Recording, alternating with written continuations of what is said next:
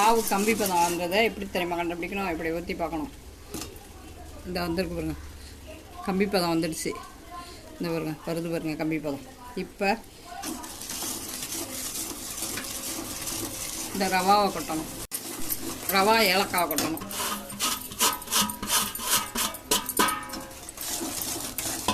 நல்லா கிண்டிடணும்.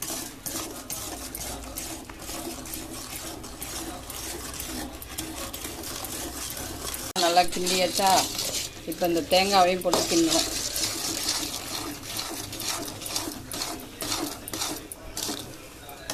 ஏலக்காய் ஏற்கனவே போட்டாச்சு.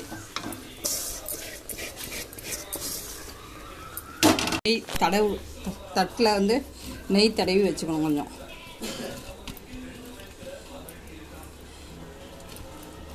இதில் தேங்காய் பாறையை கொட்டி ஆரம் பிடிச்சிருந்தா லைக் பண்ணுங்கள், ஷேர் பண்ணுங்கள், சப்ஸ்கிரைப் பண்ணுங்கள். நீங்களும் உங்கள் வீட்டில் ட்ரை பண்ணி பாருங்கள், கமெண்ட் பண்ணுங்கள் முக்கியமாக. இப்போ இந்த பதத்துக்கு வந்தோடனே அந்த தாம்பாளத்தில் கொட்டணும்.